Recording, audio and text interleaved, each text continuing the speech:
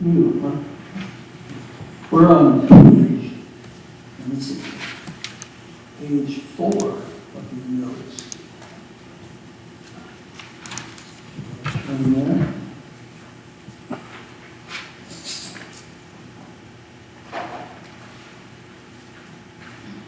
When my wife and I were living in Greece,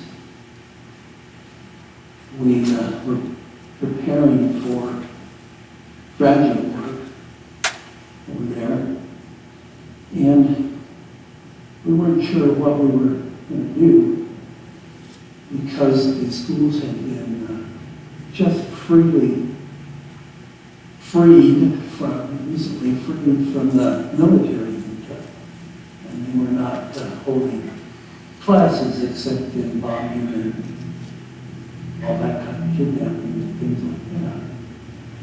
So we lived there for a while, and then God told us what He wanted us to do. It's amazing how He does that. Through our home church's newsletter. Now keep in mind, we hadn't decided anything. Through our home church's newsletter, which we got in the mail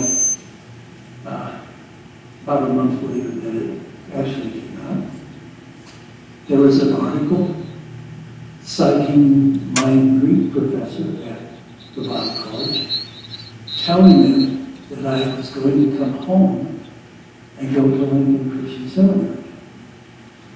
So I guess God was telling us what we had to do, because that's what we did. But it is amazing what He does sometimes like that. Okay, so where have we been? We've been looking at Jesus talking about the coming destruction of Jerusalem, which did not actually happen until 70 AD, some 40 years after Jesus' ministry was over, after He ascended.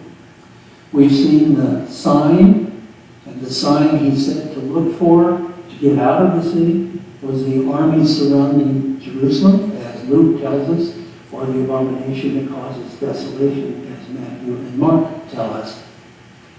He also tells us what to do.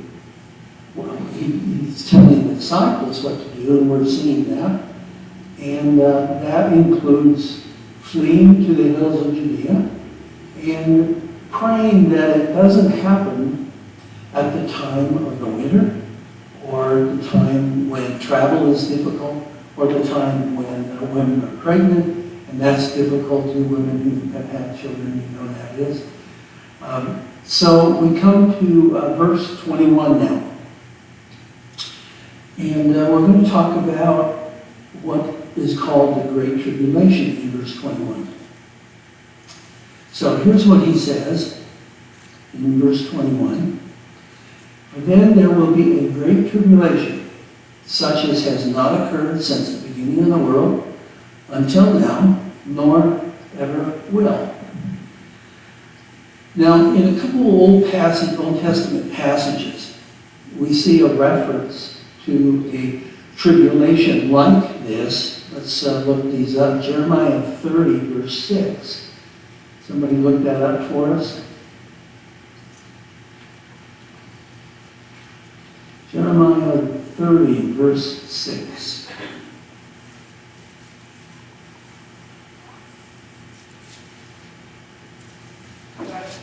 Okay. Now let me ask you a question. You men give birth to babies, then why do they stand there, ashen-faced, and pressed against their sides like a woman in labor? Okay, that's 30, verse 6. All right. And Daniel 12:1. Now he refers to this, the tie-in would be the tribulation idea, the birthing of the baby, the tribulation. Daniel 12:1.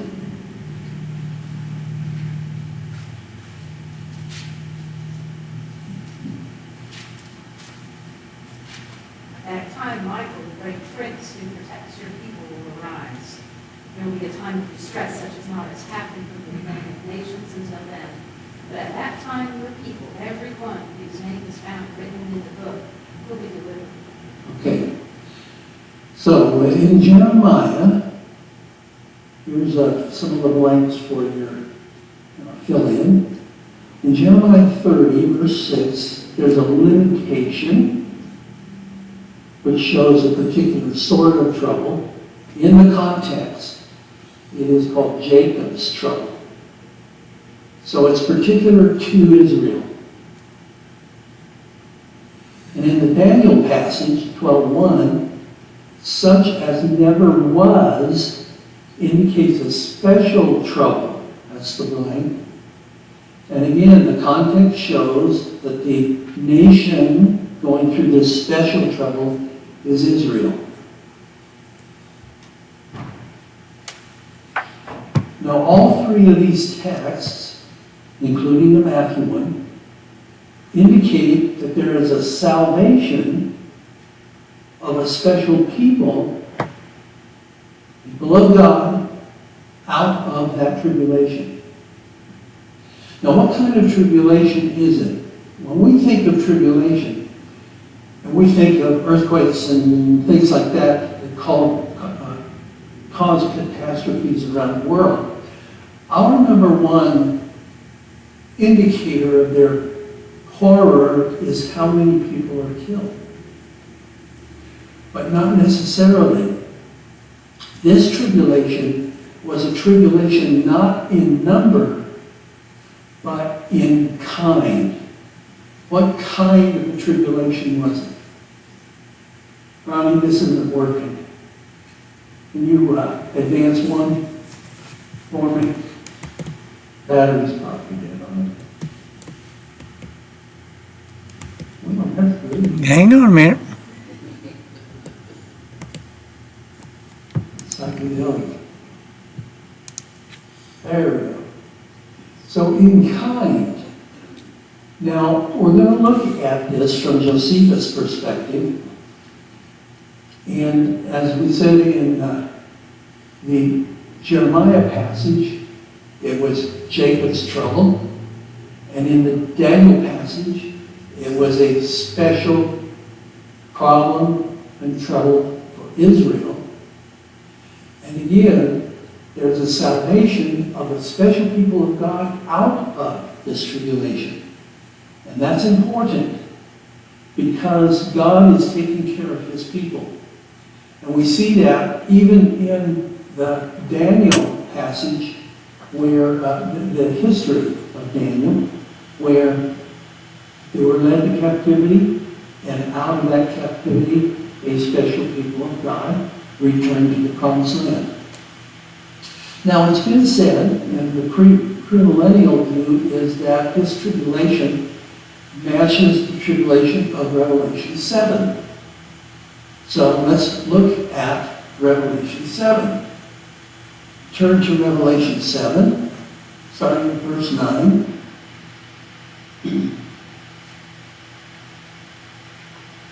First, let's keep in mind Matthew's tribulation from this 20th verse of chapter 24. He says it's specific to Israel. He says it's during the first century. Remember, in the context, it's during this generation that this will happen. And that's the generation of the first century. Those who are persecuted are from Israel. And the persecutors are Romans and Jews. And so there's a context.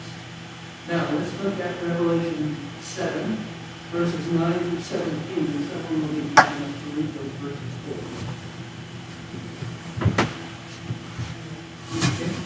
After this I looked, and there before me was a great multitude that no one could count, from every nation, tribe, people, and language, standing before the throne. Hold on. And What was that again? every nation, tribe, people, and language, standing before the throne and in front of the Lamb. Not specific to anyone, as all nations involved. Remember the passage of Matthew was specific to Israel. The one in Revelation as every nation, every time. Go ahead. They were wearing white robes, and cried out in a loud voice, "Salvation belongs to our God, who sits on the throne, and to the Lamb." All the angels were standing around the throne, and around the others, and the four living creatures. They fell down on their faces before the throne and worshiped God, saying, "Amen. Praise and glory and wisdom and thanks and honor and power and strength be to our God forever and ever. Amen." Then one of the elders asked me, "These in white robes, who are they? And where do they come from?" I answered, "Sir, you know." And he said, "These are they who have come out of the great tribulation. They washed their robes and made them white in the blood of the Lamb. Therefore they are before the throne of God and serve him day and night in his temple. And he who sits on the throne has spread his tent over them. Never again will they hunger, never again will they thirst. The sun will not beat upon them, nor any scorching heat. For the Lamb at the center of the throne will be their shepherd. He will lead them to springs of living water, and God will wipe away every tear from their eyes." Okay. Now, fill in the blank. In this passage, and Ryan, I think the battery is good one here in this passage. Nothing, that's the blank, nothing is said that's going to be some specific tribulation in the future especially. It is thus a tribulation of the period of the Christian dispensation, that's a blank, and not some specific future period. Now, Matthew 24, verse 21, which we haven't looked at, but if we do that, says, "Unless those days had been cut short," 21, "for then there will be a great tribulation, such as has not occurred since the beginning of the world." And that is not some tribulation, it deals with a specific event in history of the land. It's related to the Jewish people only. That's why Jesus is telling them this.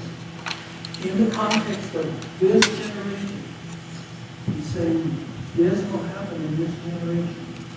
And it is specific to the people of Israel. Now, so what we have in the Revelation is we have a not specific tribulation.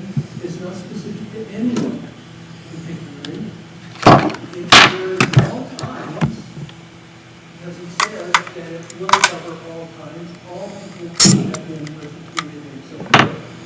And those persecuted are from all nations, because he says every nation, every tongue, and so forth.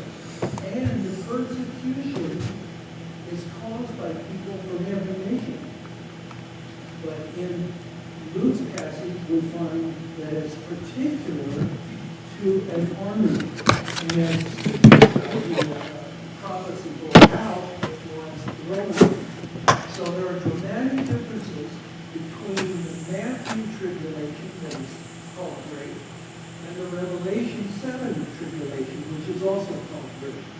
Now, the problem we get into sometimes, and commentators have to watch for this, is that when we see a word that comes up in several different places, we start to naturally think, well, they must be talking about the same thing.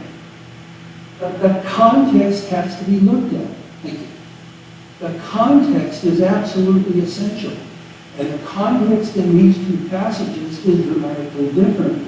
Therefore, the tribulation is not the same. And you can see that the particulars of the tribulation are different also.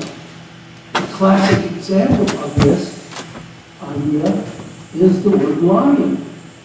You probably heard it, but you know, Peter tells us that Satan is a lion, roaring, looking around for someone to devour. If lion always means the same thing in Scripture, then we got a problem, because Jesus is called the Lion of Judah. Obviously, they're not the same lion. But what does a lion represent? Power and strength and authority. Jesus has that. And Satan thinks he has that. And so he wants to exercise it.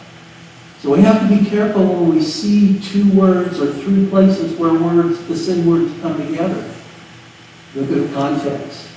How are they different in the context? And that means they're used differently.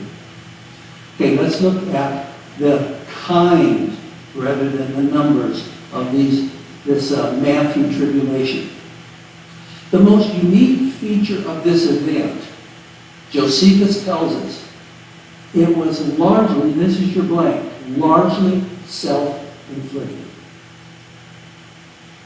There were three factions at least of Jews, and they were all striving for control of this city with the Roman army outside laying siege to it.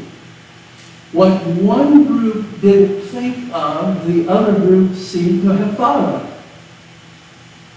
When Vespasian brought his armies to Jerusalem, the city was in chaos. The worst party of zealots used a band of bloodthirsty Idumeans who set upon anyone who would surrender or were for peace, and slaughtered young and old alike until the outer temple was all of it overflowed with blood, and that day they saw 8,500 people, dead bodies there. Josephus goes on to say that these same zealots and Idumeans, quote, fell upon the people as upon a flock of profane animals and slit their throats. He further accounts that the noble citizens were tortured and killed and left unburied. Some 12,000, he says, were prominent citizens, and they died in that way. Here's another quote from him in the War of the Jews. For they never suffered from the Romans anything worse than they made each other suffer. Nor was there any misery endured by the city which after what these men did could be esteemed new. It must have been unhappy before it was overthrown. And those that took it did it a kindness. In other words, the Romans helped the Jews in the city of Jerusalem by conquering them. He says, I venture to say that the sedition devoured the city, and the Romans destroyed the sedition. This was as much harder thing to do than to destroy the walls, so that we would justly ascribe our misfortunes to our own people. That's a quote from Josephus. Letter B under 3. When the Romans finally took the city and the temple, in spite of the wish of Titus, who was then the general of the Roman army, he had told them, don't destroy. Well, he wanted to save the temple, but it was burned to the ground. So Titus and temple and burned are the three blanks for that small letter B. Now during this time of the siege, many people within the city wanted to escape. They tried to escape. And Josephus tells us this, quote, they were first whipped and then tormented with all sorts of tortures before they died, and were then crucified before the walls of the city. So the soldiers, out of the wrath and hatred that they bore the Jews, nailed those they caught one after one way and another after another to the crosses by the way of jest, when their multitude was so great that room was wanting for the crosses, and crosses were wanting for the bodies. Now some deserters, some people who wanted to get out, took their gold with them by swallowing it. It was discovered, and guess what they did? They slit them open most of the time while they were alive to get the gold. And these were Jews doing it to Jews. Romans not doing this, the Jews were doing it. And that's what makes this such a different kind of tribulation than what was normal in the world. Countrymen turning against countrymen. Now John doesn't tell us this prophecy. He doesn't have anything to say about this prophecy. You know why? Think about it. When did he write his books? After this happened. He doesn't need to record it. what Jesus said, because it had already happened. Matthew, Mark, and Luke were written before 70 AD, and so they included it as a reminder to the Christians of what Jesus said to look for to get out of the city. Okay, let's look at verse 22. Unless those days had been cut short, no life would have been saved, but for the sake of the elect, those days will be cut short. Time is shortened. God acted to shorten the siege, that's your blank, so the war would not spread to everyone in the land. If that happened, believers, the elect, would not be safe anywhere. The siege lasted how long? Anyone guess? 4 months. 4 months. There's another siege that we have on record in the book of Ezekiel and Daniel and the Kings. That's the siege by Babylon on Jerusalem. How long did that take? Anybody know? It was almost, it was 15 months. That's a long time for a siege. 15 months. But the one in 70 AD took only 4 months. 4 months. So, what does that say? Josephus and Titus, the commanding general, when it finally fell, both acknowledge God's hand in shortening the time. They both say that it was God who shortened the time. Now, of course, Titus probably wasn't thinking in terms of Jehovah God, the Israelite God, our God. He was thinking in terms of one of his gods, or many of his pantheon. But he still acknowledged that a higher being caused it to be shortened. Now, one of the things that is important to see, verse 23 and following, here's what Matthew records Jesus saying. Then if anyone says to you, behold, here is the Christ, or there he is, do not believe him. For false Christs and false prophets will arise and will show great signs and wonders so as to mislead, if possible, even the elect. Behold, I have told you in advance. So if they say to you, behold, he is in the wilderness, do not go out. Or behold, he is in the inner rooms, do not believe them. For just as the lightning comes from the east and flashes even to the west, so will it come to the Son of Man be. Wherever the corpse is, there the vultures will gather. Now, one of the things he's trying to say here is, and I think the most important thing he's trying to say here is, this is a judgment on Israel,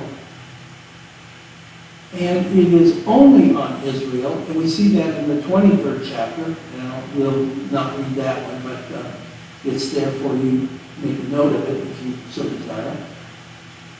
But he's saying that the second coming will not happen during this time. My return will not happen during this time. Now, he doesn't think in terms of, or don't talk in terms of second coming, because the disciples at this point have no concept of what we know as Jesus returning. He hasn't even ascended yet. He hasn't talked very much about his ascension. He's only centering on his comment that the temple will not stand. It will be destroyed. And their question, when is that going to happen, and what is the sign of your coming or your presence?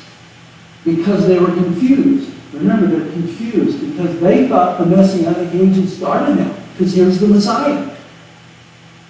But the temple was supposed to be the center of that age, and he's telling them it's going to be destroyed. So what what does all that mean, Jesus? What is your presence? When is your presence? How do we know when you're finally set up your kingdom and so forth? And so he's answering that question. Now, let's look at some of the blanks under letter J, I think it is, second coming not during the destruction of Jerusalem. Jesus now warns the Christians to pay no attention to false Christs or prophets. They would appear during the beginning of the siege. Why is that? Because it harkens back to what happened with Babylon. Jeremiah tells us a number of times that during the siege with Babylon, and even before then, the priests and prophets were telling the people, hey, everything's fine.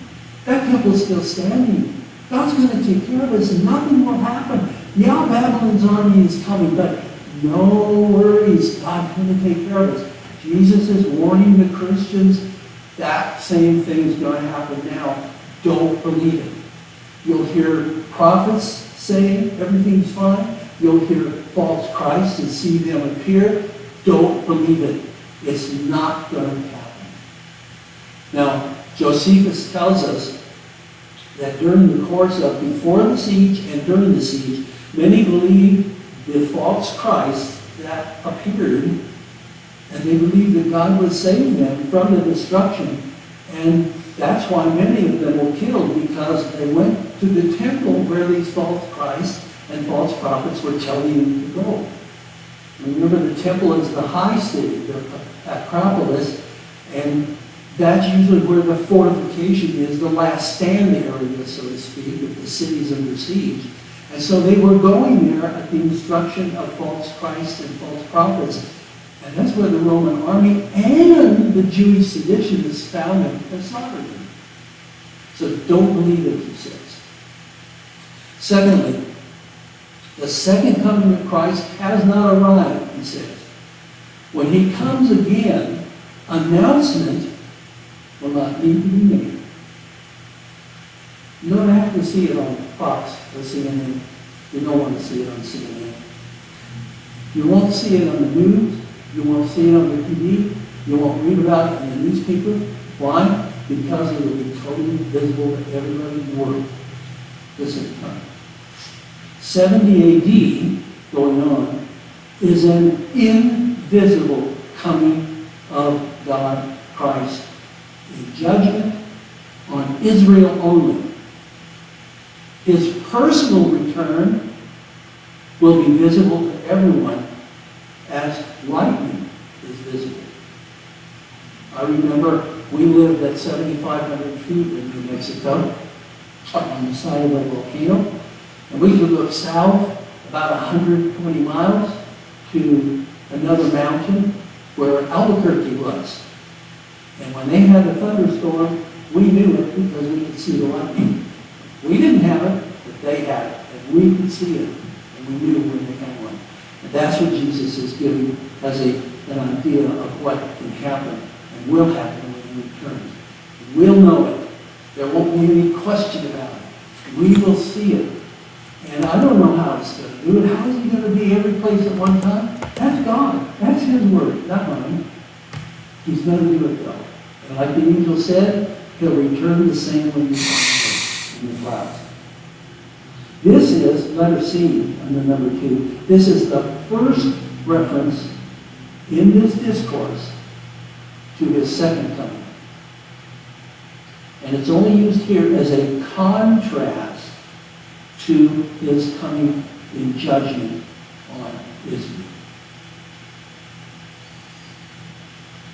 Now in verse 28, we have an interesting symbol with the eagles, or some of you may have vultures. It's translated both ways. It says, wherever the corpse is, there the vultures will gather. Now the premillennial view is that vultures will really gather, and this will be literal. Okay? But in the context, I think the idea is being expressed that what does a vulture do? Does a vulture feed on anything that's alive? No. He only feeds on things that are dead. And Jesus is saying Israel is dead. Now you can look at Ezekiel and the valley of the dry bones and how God will raise up those dry bones. But I think with the vulture, God is saying here, there's no reason that these dead bones. These dead bones are dead for good. And in fact, that's really important. Here it is connected to the blanks here, connected to the hope of deliverance offered by the false Christ and prophets. Simply put, there is no hope. As a dead cadaver attracts vultures, so Jerusalem attracts Rome. Remember, Rome's symbol was an eagle. And this word actually literally is eagle, even though sometimes it's translated vulture. It is a French phrase, fait accompli. That is, it's an accomplished fact. There is no hope. There is no deliverance. God has spoken, and it is final. Israel will be destroyed. The temple will be destroyed. Okay, any questions so far? Any blanks next? From moving this to moving? Okay. Let's go on then to verses 29 and 31.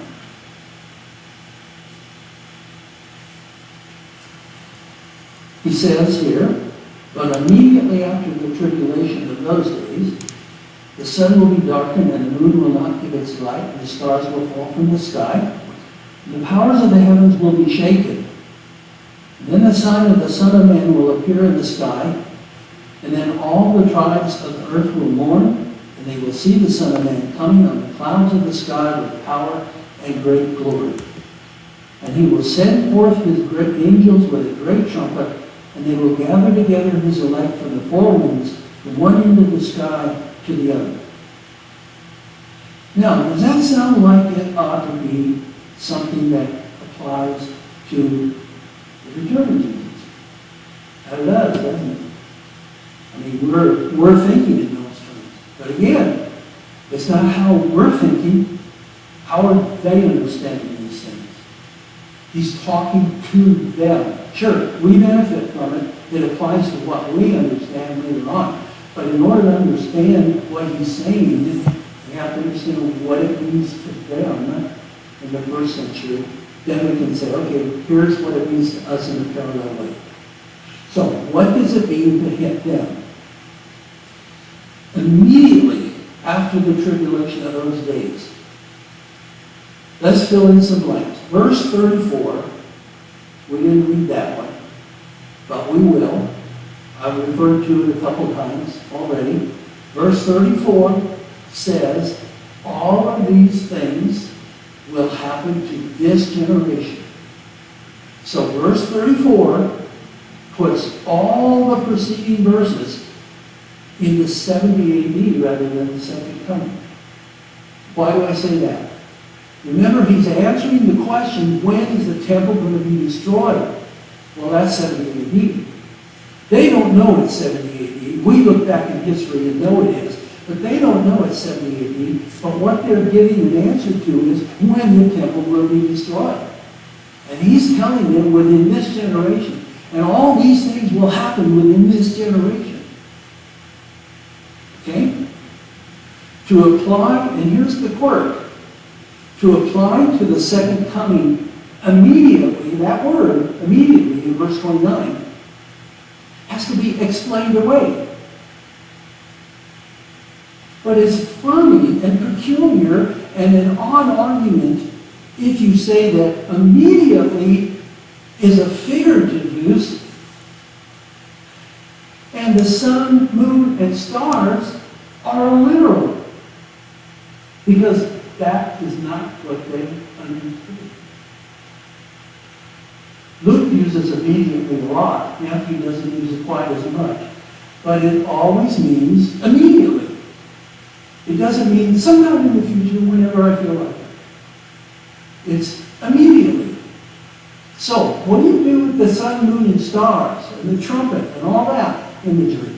Well, all of that, number 3, that language is apocalyptic language. Okay? You know how to spell apocalyptic?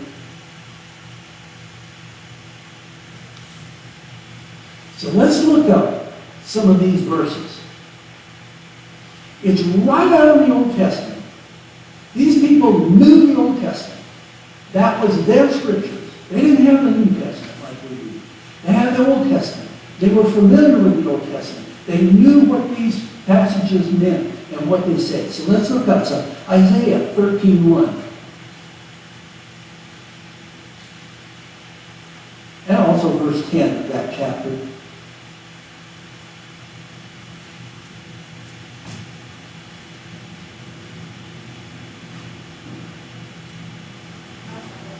Okay? Correct. The prophecy against Babylon that Isaiah, son of Amos, saw. The stars of heaven and their constellations will not show their light. The rising sun will be darkened, and the moon will not be distant. All right. So there we have. Notice what verse 1 says. This was a prophecy against whom? Babylon. Okay? Let's look up chapter 24, verse 23.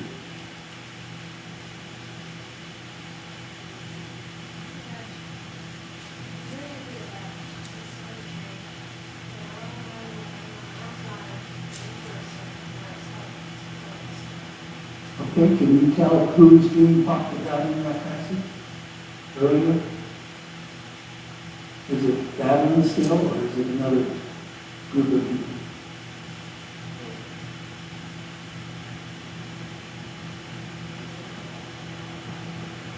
Well, I'll let you look at that on your own. Let's go on. Chapter 34 of Isaiah, 34, verses 4 through 5.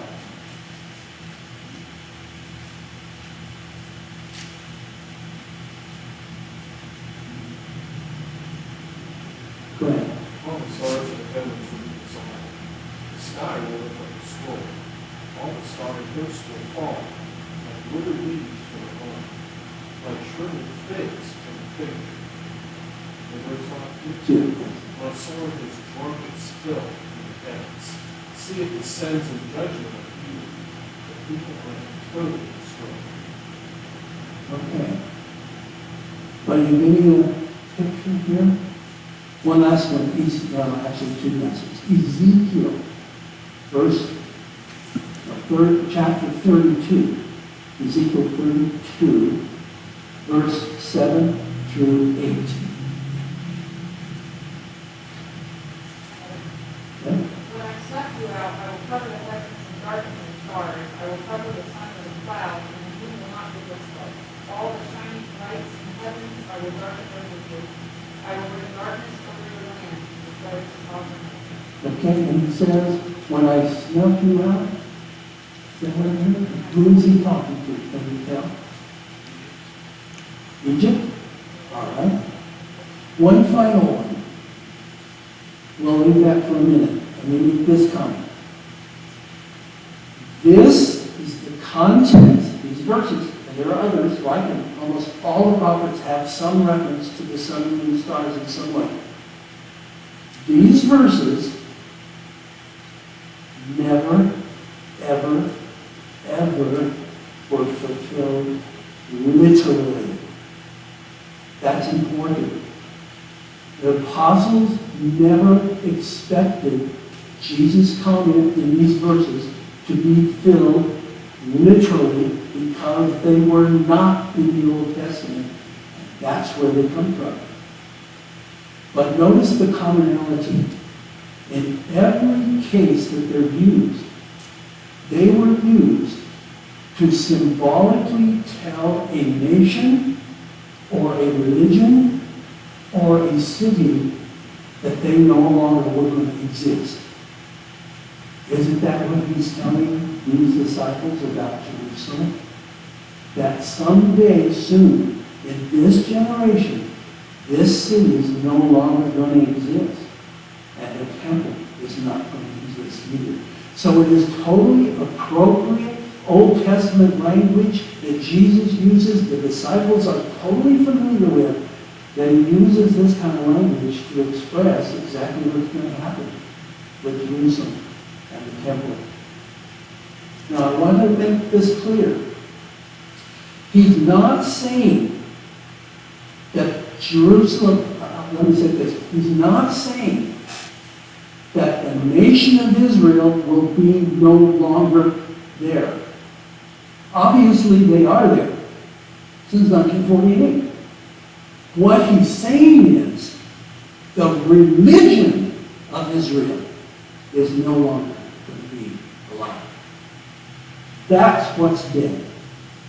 And it needed to be killed so that the new covenant in his blood could flourish and grow. As long as the old covenant was still around in the mind of the Jews, they would never respond to the new covenant as God wanted them to. Because they were still locked into the thinking of the sacrificial system, the Mosaic system. But with the destruction of the temple, all of that had to go away because the temple was the center of the sacrificial Mosaic law. And without that temple, they had no religion under Moses anymore. They had to make up their own, as they have done, by the way, as proof in the Day of Atonement. They don't practice the Day of Atonement like they said it was told to in the Old Testament. Instead, it's a work system now. They pray, and they go to synagogue, and they do other things to try to get right with God. That's their practice now. Why? Because they don't have their old religion anymore. It was wiped out, obliterated, and God did it. He has the right to. He instituted it, and he got rid of it. And he's the only one who can do that. So it's not the nation of Israel that he's saying is going to be destroyed forever. It is the religion of Israel that is destroyed forever. Why? Because Jesus fulfilled the Old Testament covenant of the law and the prophets. He said so himself in Matthew 5:17. I came to fulfill the law and the prophets. And the law and the prophets is exactly the terminology that the Jews used for all of the Mosaic law. Not the Abraham covenant, not the Noah covenant, not the Adam covenant, not any of the other covenants that God made, only the Mosaic covenant is what Jesus fulfilled with the law and the prophets. And that meant the old covenant was dead, and it had to be dispensed with. And the only way that they would really get that idea is if the temple was destroyed and the religion was no longer there. Okay? Now let's look at Joel 2. If you don't know where to find Joel, turn to Acts 2. Because he quotes Joel.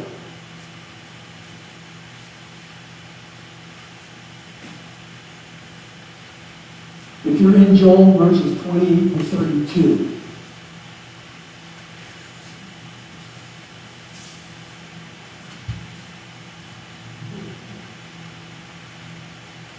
You got it, Brian? Joel 2, verses 28 and 30.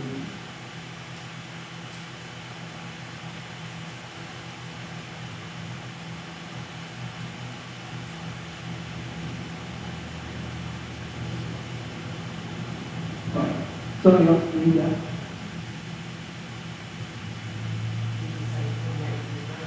Yes, chapter 2.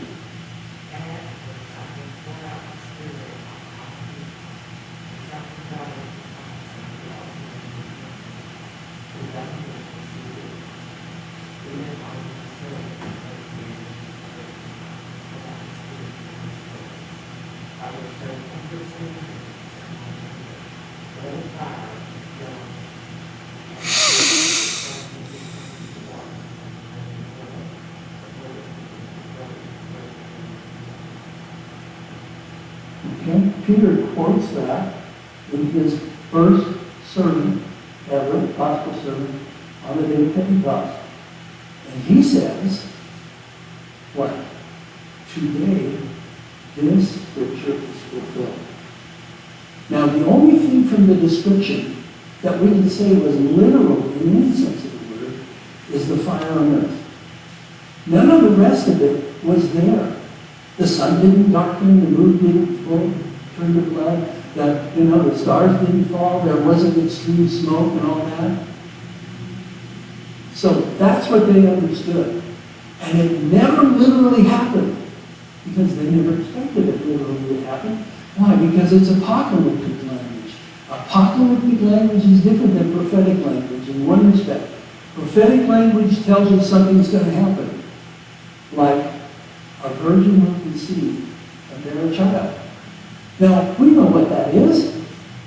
We know what a virgin is. We know what conception is. We know what bearing a child is.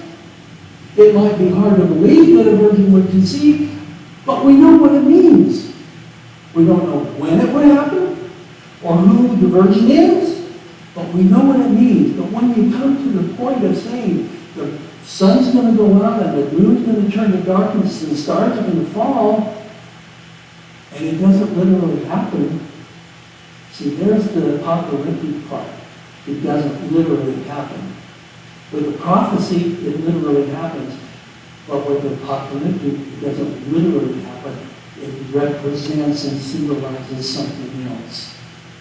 And in all the Old Testament passages, that terminology symbolizes the destruction of a nation or a city or a religion or a group of people.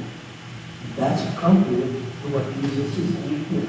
Because he's saying, your religion is complete. It's gone. It's no longer going to be here. And let's look at 29. What's verse 29 says? It refers to the powers of the heavens will be shaken.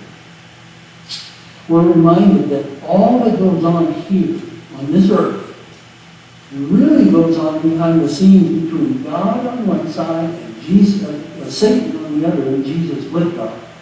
Paul reminds the Christians in Ephesians 6 that our fight is not physical, but spiritual. It is against the spiritual hosts of wickedness in the heavenly places. And so Jesus is saying to these disciples, your religion is going to be gone. The temple is going to be gone. There'll be nothing because I have fulfilled the Old Testament covenant. I've given you a new covenant. He did that a little bit later, a couple of days later after this event. He gets that new covenant in his blood. But he's telling them the real war, the real conflict is in the heavens. In the heavens, as Paul works that word in Ephesians. 70 AD is a judgment and a warning to Satan. Those were your blanks. While the old dies in Judaism, the new is living in the gospel. And the New Testament calls this a shaking of Satan.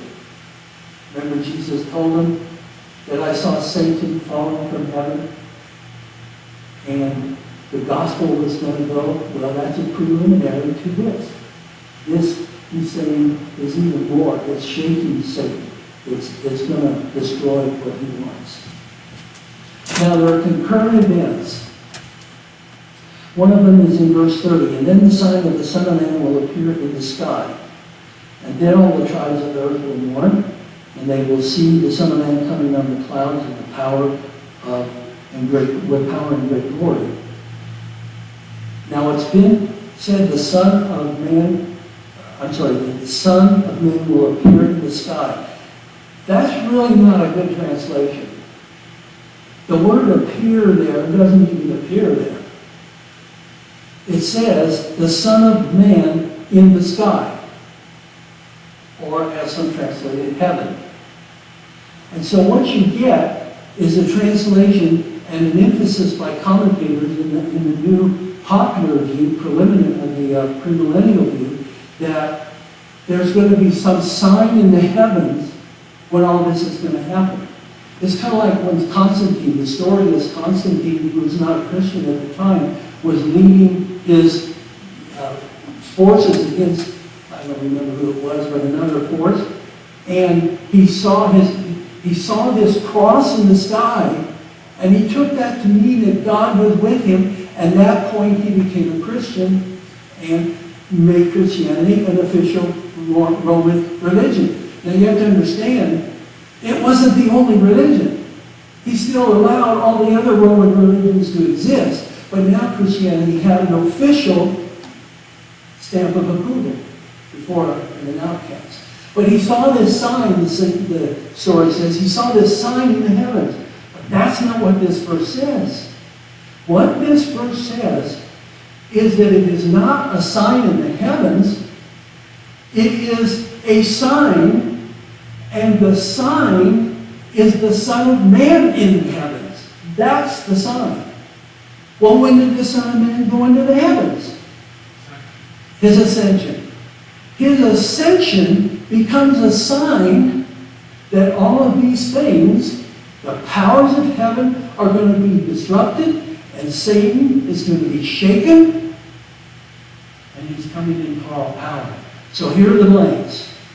Coming number one under M. Jesus coming in power and the gospel. The end of the Jewish age of shadows and sacrifices. 70 AD was a release of the power of the gospel. Now the gospel released power actually when the day of Pentecost came. But remember, for that 40 years, Christianity was contending as it was with Judaism. And Christianity, the history tells us, the Christian church was seen as a sect of Judaism. But come 70 AD, Judaism gets removed from the picture, and now Christianity becomes the dominant force. So it is not a sign in the heavens. It is the Son of Man ascended to the heavens that is the sign. The Son of Man in his power and glory on earth reflects his ascension to the throne in heaven. That includes his activity of ruling among men found in the gathering of his elect. We think gathering where they're all coming to one place. And the premillennial view is they're all coming to Jerusalem. But the word gathering doesn't necessarily mean they all come to one place. It's the idea of collecting and knowing where they are.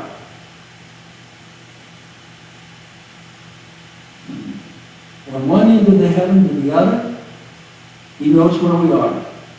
And that's a sign of the end of the age, the Jewish nation, the Jewish religion. God himself destroyed the system. It's important. Man didn't destroy what God set up under Moses. God destroyed it. He's the only one who had the authority to do that.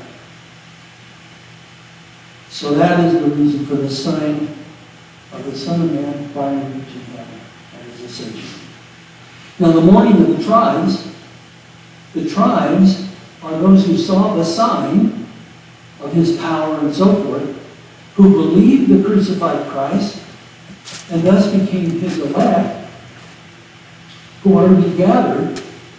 And the mourners are not wicked. They're not evil. They are those who see that crucified Son and mourn for him in love and sorrow. Zechariah 12:10. Somebody look that up for us, if you would. Zechariah 12:10.